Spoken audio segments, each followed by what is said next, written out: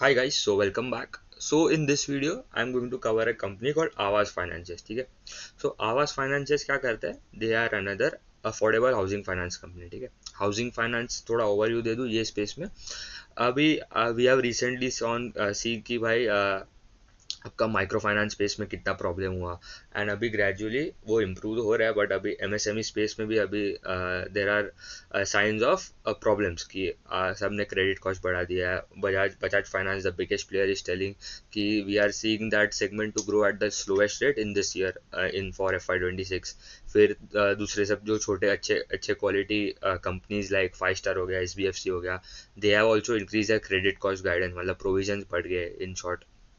And अभी अभी ये जो मतलब नाउ द पूरा सिक्योर्ड वाला सेगमेंट ये एमएसएमई में भी मतलब सिक्योर्ड होगा अनसिक्योर्ड होगा माइक्रो फाइनेंस तो पूरा अनसिक्योर्ड ही है एंड ये हाउसिंग फाइनेंस पे specifically it is completely secured तो यहाँ पे it is very less cyclical क्योंकि अगर एक कस्टमर ने अगर एक क्रेडिट कार्ड का लोन लिया है एंड एक ने घर का लोन लिया है ठीक है दोनों का EMI समझ लो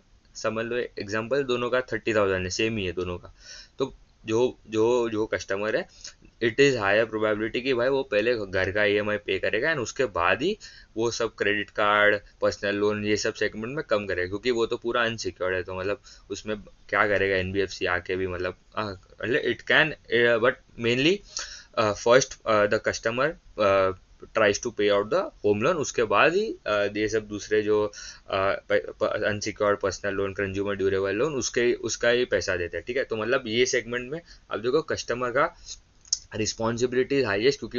उसके घर पे उसके फैमिली रहते हैं अगर वो नहीं पड़ेगा टाइम पे एज द मॉर्गेज उसके कोलेटरल में उसका घर है तो मतलब इट कैन बी मतलब सेल्ड आउट अगर वो टाइम पे नहीं करता है ठीक है तो अभी ये सेगमेंट में 5 कंपनीज है अफोर्डेबल हो गया एंड एक प्राइम हाउसिंग जिसमें बजाज हाउसिंग हो गया PNB हाउसिंग हो गया वहाँ पे उतना ग्रोथ नहीं है बट यहाँ पे अफोर्डेबल हाउसिंग में पूरा market affordable industry affordable housing finance का space it is growing at around 20% के आसपास का इंडस्ट्री का ग्रोथ है 18-20% का इंडस्ट्री का ग्रोथ आ रहा है ठीक है तो मतलब I expect the companies in the affordable space to grow at a better rate than the industry मतलब हमको तो वही देखना हमारा तो कैपिटल लिमिटेड है करेक्ट तो let's deep dive into one of the companies that is Aavas finances ठीक है एंड मैं वो भी बताओगे कि भाई इनका प्रॉब्लम क्या हो रहा है ठीक है अभी सबसे पहले तो देखो आवास का मतलब FY 12 से चालू हुआ है कंपनी हिस्ट्री में नहीं जाना है हमें तो आगे का देखना है बट बेसिकली ओवरव्यू दे दूँ वो gradually they started off from Rajasthan and फिर they have spread across around 14 states में एंड दिस Q2 में भी वो अभी एक नए स्टेट में जा रहा है दैट इज तमिलनाडु ठीक है राजस्थान से स्टार्ट किया था and as of Q1 ended of FY 26 they have around 397 branches and उनका AUM का साइज कितना है अराउंड 20,700 करोड़ के आसपास का AUM का साइज है ठीक है मतलब it is the second biggest player in the affordable housing वाले सेगमेंट सबसे बड़ा प्लेयर है आधार हाउसिंग ठीक है अफोर्डेबल में उसके बाद आधा आवास फिर होम फर्स्ट फिर एप्टेस एंड फिर India shelter in terms of size ठीक है इन टर्म्स ऑफ ग्रोथ में तो उल्टा ही चल रहा है ठीक है वो देखेगा एंडिंग में P2P एनालिसिस भी करेगा ठीक है तो 20,700 करोड़ का उनका लोन बुक का साइज है AUM का size and they have 397 branches as of Q1 ended FY 26 ये क्वार्टर में उन्होंने कोई भी ब्रांचेस नहीं ऐड नहीं किया ठीक है सो 14 स्टेट्स में प्रेजेंट है एंड उनका देखो सबसे ज़्यादा प्रेजेंट कहाँ पे है राजस्थान में 27% AUM आता है राजस्थान से followed by Maharashtra around 13% MP 14% and Gujarat is around 12% and UP around 10% तो मेजरली मतलब ये 5-6 स्टेट्स है वहाँ से अराउंड 70% का AUM आ सकता है ठीक है अभी इन्होंने ना रिसेंटली लास्ट 2-3 साल में वो टेक पे बहुत काम कर रहे थे ठीक है मतलब वहाँ पे अगर आपने लॉग इन टू सैंक्शन एक रेशियो होता है मतलब अगर if you are applying for a loan today and जब तक वो सैंक्शन हो गया उसके बाद सैंक्शन टू डिसबर्समेंट करके भी एक रेशियो होता है मतलब जितना कम होता है इट टेल्स कि भाई आपका कंपनी कितना एफिशिएंट है इन terms of processing and loan processing के टर्म्स में क्रेडिट क्वालिटी चेक करने के कस्टमर्स में तो देखो पहले 13 डेज था इन FY 21 वो कम होकर अराउंड सिक्स हुआ है ठीक है 6 डेज मतलब अगर if you are applying today after 6 days it is higher probability कि आपका अगर सब क्रेडिट क्वालिटी सब करेक्ट है सब अच्छा है you can get a sanction in 6 days ठीक है तो वो पहले 13 डेज था तो आधा होके अराउंड 6 डेज हो गया ठीक है तो ये तो उन्होंने टेक पे काम किया था बट अभी टेक का काम करने के बाद भी इन terms of improving the technology app बनाया वेबसाइट इम्प्रूव कर रहे हैं बट उससे उनका बट ग्रोथ में उतना कुछ इम्पैक्ट आ नहीं रहा है ठीक है क्योंकि उनका ग्रोथ आप देखो तो एवीएम का ग्रोथ सबसे स्लोएस्ट है। अब जो 5 अच्छे कंपनीज है, ठीक है, मतलब ये सबसे, ऐसा नहीं बोल रहा हूँ कि खराब कंपनी है, बट जो 5 अच्छे कंपनीज है, Home first, India shelter, Aptus, Aadhaar housing and आवास, ठीक है, ये 5 कंपनी में कोई मतलब ऐसा कोई प्रॉब्लम नहीं है,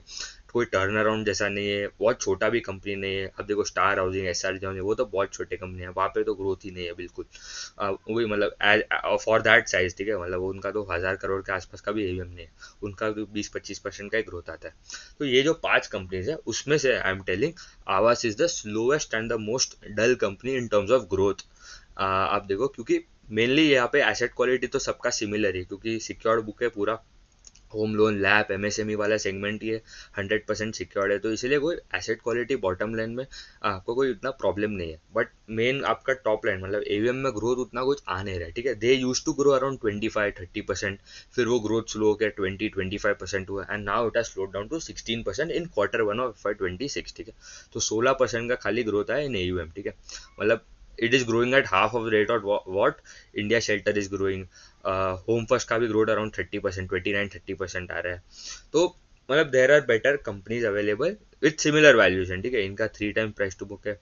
एंड इंडिया शेल्टर का around 3.5 times price to book, मतलब डबल रेट से ग्रो कर रहा है, वहाँ पे भी री रेटिंग हो गया ऑलमोस्ट। डिसबर्समेंट में उनको डिग्रू हुआ -5%, क्योंकि उन्होंने बोला कि वन टाइम इम्पैक्ट था ऑफ द डिसबर्समेंट रिकग्निशन, तो उन्होंने बोला it would improve going ahead, and they are expecting the disbursements to grow at around in double digit, मतलब 10-15% के आसपास का डिसबर्समेंट में ग्रोथ आ सकता है। क्योंकि आप समझ लो डिसबर्समेंट जितना अगर कंपनी करता है, that growth plus 5-6%, 6-7% it would be our AUM growth, rough estimate दे रहा हूँ, ठीक है, every time it would not be correct, but average अगर देखो, अगर कंपनी इज डिसबर्सिंग 10-15%, उसका ग्रोथ आ सकता है इन एवीएम ऑफ अराउंड 18-20-25%, 18-20-22% के आसपास का एवीएम का ग्रोथ आ सकता है, ठीक है। तो दे आर टारगेटिंग 10-15% के आसपास का disbursement growth and AUM growth of around 18-20% for FY26, ठीक है। तो उन्होंने पहले FY25 में उनका गाइडेंस रहता था 20-25%, फिर उन्होंने थोड़ा कम करके 20% बोला, एंड दिस ईयर तो Q1 ऑफ FY26 में दे आर टेलिंग पूरे साल में 18 से 20% ही हुआ, मतलब आप देखो pace of growth in terms of loan book का ग्रोथ इज स्लोइंग डाउन, तो वो एक मेन प्रॉब्लम है इनके लिए। दूसरा कोई मेजर कोई इश्यूज नहीं है, निम्स इम्प्रूव हो रहा है, स्प्रेड्स इज इम्प्रूविंग वाई अगर देखो तो, एंड पैट में भी खाली 10% का ग्रोथ है। क्यों? ऑपरेटिंग लेवरेज भी नहीं मिला, ठीक है, मतलब companies like Home First and India Shelter are getting operating leverage as well. कैसे? क्योंकि उनका प्रोविजन मतलब क्रेडिट कॉस्ट का ग्रोथ, ठीक है, क्रेडिट कॉस्ट उतने बढ़ नहीं रहे, मतलब उनका भी बढ़ा है significantly, but not at a rate at विच उनका इंटरेस्ट इनकम ग्रोथ आ रहा है, ठीक है। तो if you are not understanding any of this terms, तो मतलब आई हैव मेड अ, आप देखो पूरा मैंने एक पूरा लेंडिंग प्लेबुक करके मेरा कोर्स है, मतलब वेयर आई हैव टोल्ड कि भाई आपको कैसे देखना है पूरा बैंकिंग सेक्टर, लेंडिंग सेक्टर पूरा, bank, NBFC, small finance bank, housing finance companies ले लो, आप देखो माइक्रो फाइनेंस एनबीएफसीज ले लो, तो ये सब का I have analysed it, and आपको फिर आप you will get a PPT, you will get recordings मिलेगा आपको around 10-15 11 sessions are there, and each session is around 30 minutes के आसपास, एवरेज बोल रहा हूँ, तो 5-6 घंटे का कोर्स है पूरा, and you must register, the link is in the description, ठीक है। उसके बाद अगर आप देखो तो इनका एयूएम का मिक्स, ठीक है, एयूएम का मिक्स में इनका होम लोन, ठीक है, HL is your home loan, left side पे अगर आप देखो, home loan contributes to around 67% of the AUM. MSME loan is around 20%, मतलब बिजनेस लोन हो गया, लैप इज अराउंड 13%। लैप होता है आपका लोन अगेंस्ट प्रॉपर्टी, ठीक है, मतलब आपको कोई बिजनेस करना है तो उसके लिए इफ यू वांट फंड्स, ठीक है, तो you can keep your house as a collateral, and उसके अगेंस्ट आपको लोन मिल जाएगा, ठीक है। तो ये हो गया उनका एयूएम का मिक्स। गोइंग अहेड, अगर उनका एसेट क्वालिटी देखें, तो जीएनपीए थोड़ा इम्प्रूव डिटीरियोरेट हुआ है, सबका हुआ है, ये उन्होंने बोला सीजनैलिटी इम्पैक्ट है, तो Q1 में थोड़ा H2 ऑलवेज अच्छा होता है फॉर ऑल द एनबीएफसीज में देखो, तो उन्होंने बोला this was seasonality impact, and ये आगे जाके इम्प्रूव होएगा, ठीक है। तो जीएनपीए वाज 1.2, लास्ट क्वार्टर था 1.08, ठीक है। एनएनपीए भी 0.84 हुआ, लास्ट क्वार्टर था 0.73। ये 1+ डीपीडी क्या होता है? DPD stand for days past due, मतलब 1+ मतलब एटलीस्ट ऐसे ऐसे कस्टमर्स जिसके at least 1 day has been passed from the date of their EMI, but अभी तक उन्होंने पेमेंट किया नहीं, ठीक है। तो मतलब क्या, इफ टुडे इज 22 अगस्त, ठीक है, 22 अगस्त है, एंड अगर आपने समझ लो 1 अगस्त को आपका ईएमआई का डेट था, ठीक है, 1 अगस्त को आपका ईएमआई का डेट था, बट आपने वो पे नहीं किया, तो अब you lie in a 1+ DPD, मतलब 21 days have been pass from the date of your EMI, but अभी तक आपने वो पे नहीं किया, ठीक है, तो that EMI amount would lie in that bucket, ठीक है, तो मतलब there are various bucket, DPD हो गया, मतलब 1 to 30 हो गया, 31 to 60 हो गया, 61 to 90, ये बोलता है कि कितना स्ट्रेस है एक से एक आपके सेगमेंट ऑफ कस्टमर, मतलब कौन से कितने मिस हो रहे हैं ईएमआई, वो बोलता है। क्रेडिट कॉस्ट इज बेसिकली आपको प्रोविजन जो करना पड़ता है, तो अगर जितना कम होता है it is good for the company, but यहाँ पे अब देखो सिक्योर्ड वाले सेगमेंट में इसलिए उतना कोई प्रॉब्लम नहीं है। अब देखो माइक्रो फाइनेंस वाले सेगमेंट में the credit cost have skyrocketed to 4-5%, क्योंकि पूरा अनसिक्योर्ड वाला बुक है। यहाँ पे सिक्योर्ड है इसलिए उनको थोड़ा कम प्रोविजन होता है, तो इट वॉज अराउंड 0.24%। उनका गाइडेंस भी ये है कि it would B less then 25 basis point, मतलब 0.25% के नीचे रहेगा फॉर पूरे साल ऑफ FY26, ठीक है। फिर अगर देखो और तो मतलब अच्छा, और अभी जो रेट कट्स हो रहे हैं, ठीक है, मतलब RBI is cutting down the repo rates, अभी तक तो 1% के आसपास का कटा गया, ये महीने में कटने हैं, बट आगे जाके अगर आता है, ठीक है, तो इनको देखो फ्लोटिंग और फिक्स बुक होते हैं, मतलब if you are lending to a customer at a fix rate, तो अगर आरबीआई अगर if you are lending to a customer at 12%, ठीक है, एंड आपका कॉस्ट ऑफ बोरिंग, मतलब आप जहाँ से पैसा उठा रहे हो, ठीक है, आप जहाँ से पैसा उठा रहे हो दैट इज अराउंड 6%, ठीक है, तो आपका स्प्रेड कितना हो गया, 12 - 6, करेक्ट। बट अभी अगर आरबीआई ने रेट कट किया, ठीक है, 6 से 5 हो गया, तो अगर आपका ज़्यादा फिक्स्ड वाला सेगमेंट है, अगर तो मतलब आपको चेंज नहीं करना पड़ेगा वो फॉर दैट कस्टमर, तो 12% भी रहेगा, एंड आपका कॉस्ट ऑफ बोरिंग नीचे आ गया टू 5, तो मार्जिन आपका 7% हो जाता है। तो जिसका फिक्स बुक ज़्यादा होता है, like AU small finance bank का द फिक्स बुक का fix book AUM of the lending, मतलब जो लेंड किया उन्होंने, उसका फिक्स बुक इज अराउंड 70-80% उनका फिक्स में, एंड बोरोइंग उनका मतलब मेजोरिटी फ्लोटिंग में, तो उनको बेनिफिट मिलेगा एज द रेट कट्स, ठीक है। बट साइकिल जब भी टर्न होता है, मतलब जब RBI was increasing the repo rates, तो उनको मार्जिन में इम्पैक्ट होता है, क्योंकि आप देखो फिक्स पे लैंड कर रहे हो तो आपको दोनों, मतलब ऐसा थोड़ी है कि आपको दोनों टाइम बेनिफिट मिलेगा। तो यहाँ पे अभी देखो इनका 70% जो है दैट इज ऑन फिक्स, ठीक है, फ्लोटिंग हमारे पास 70% एज ऑफ जून 2025, ठीक है, एंड इनका बोरोइंग देखो 70% फ्लोटिंग पे, तो मतलब कोई मेजर प्रॉब्लम नहीं है। एंड तो मतलब जो रेट कट आएगा तो they have to pass to the customers, तो margin are also stable, spread will be around जो कितना था अभी 5% के आसपास, 4% 5%, that would be remain in that range as well, ठीक है। एंड अगर उनका R O N R O numbers देखे तो it is on a decline this quarter, क्योंकि उनका पैट में कुछ उतना ग्रोथ नहीं आया, क्योंकि क्रेडिट कॉस्ट बढ़ गया था। तो last quarter R O was around 14.37 and this quarter it was around 12.5, ठीक है, तो वो थोड़ा कम हुआ है। आर ओ ए भी कम हुआ है, क्योंकि मतलब R O is derive from R O and leverage, ठीक है, आर ओ क्या होता है, R O multiply by leverage, तो वो भी थोड़ा कम हुआ है, बट उन्होंने बोला इट वुड बी अराउंड ये 3% के आसपास ही रहेगा और पूरे साल, ठीक है। तो अभी अगर हम देखें उनका कॉन कॉल, ठीक है, तो ये सब तो पहले का बात है, बट अभी कॉन कॉल में उन्होंने क्या बोला है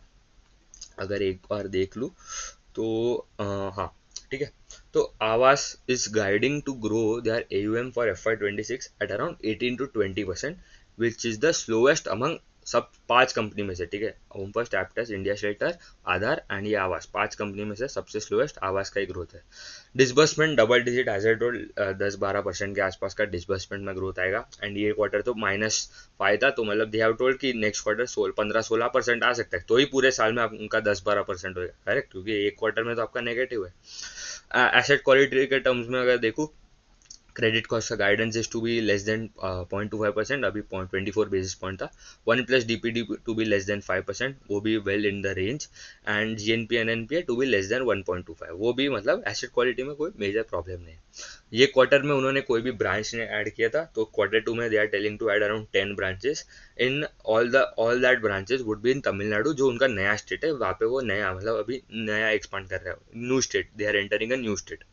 एंड अभी दे आर ऑल्सो ऑप्टिमिस्टिक कि भाई उनको रेटिंग अपग्रेड भी मिल सकता है, तो क्रेडिट रेटिंग जो होता है, ठीक है, मतलब इट टेल्स कि भाई कंपनी का at the ability to borrow money at a cheaper rate increases जब उनको रेटिंग अपग्रेड मिलता है, तो इनका अराउंड AA स्टेबल है अभी, एंड वो अगर इंप्रूव होता है तो उनका कॉस्ट ऑफ बोरिंग नीचे आ सकता है।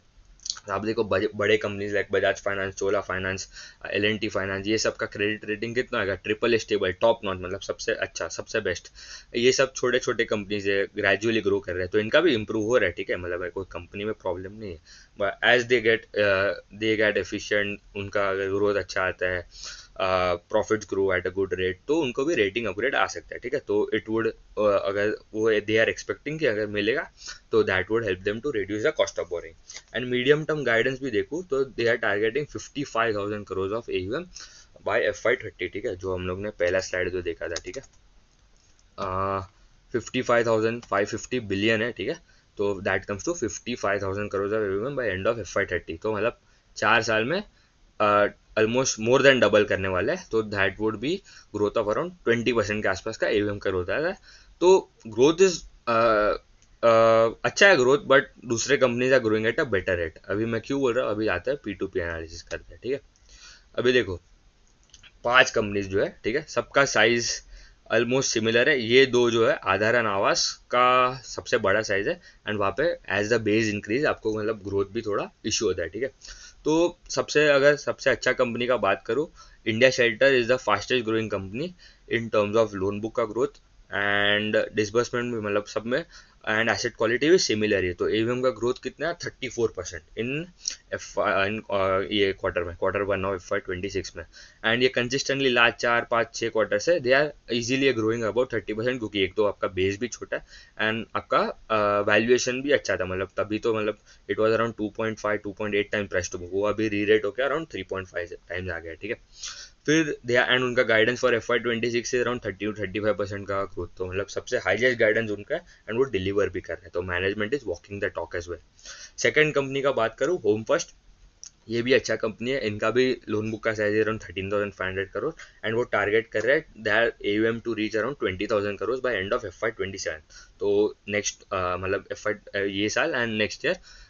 Bye the end of next year they want to reach around 20,000 crores of AUM, that would be around 26% CAGR, but ये साल दे आर टारगेटिंग 28 to 30% का ग्रोथ, ठीक है। तो this was one of the company that was growing about 30% पहले, but वो अभी as the base is also increasing, तो उनको थोड़ा ग्रोथ में थोड़ा इशू आ रहा है, तो थोड़ा मतलब ऐसा कोई मेजर कोई प्रॉब्लम नहीं है, बट थोड़ा ग्रोथ फ्लो हो रहा है, ठीक है। They grow this time as 29%, तो ग्रोथ भी अच्छा है।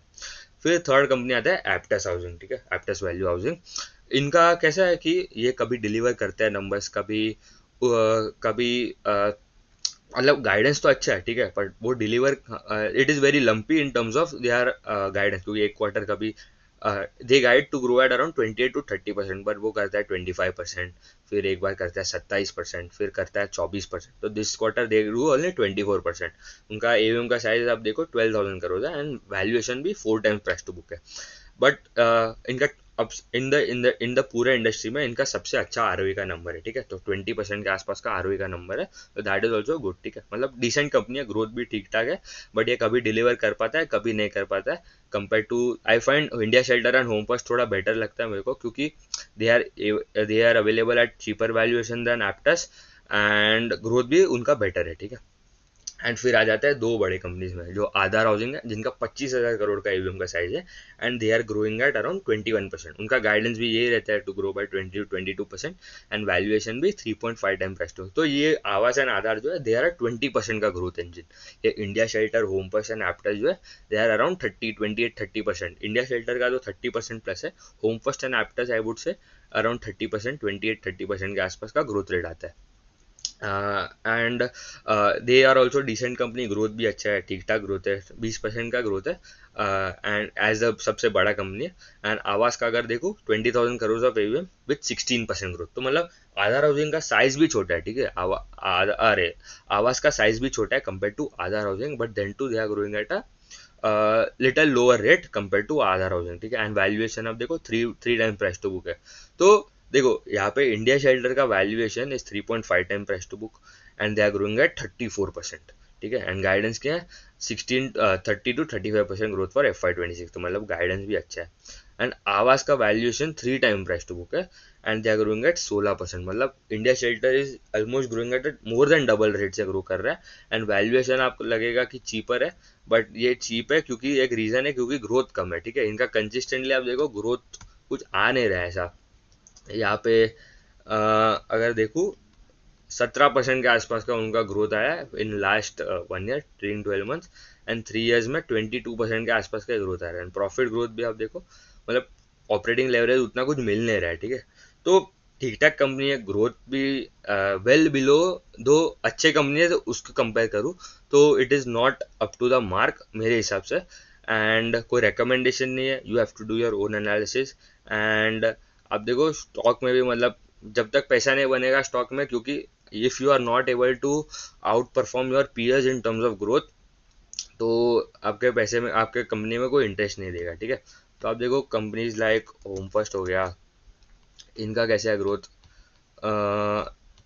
35%, 30% के आसपास का in terms of profit as well, ठीक है। इंडिया शेल्टर हो गया,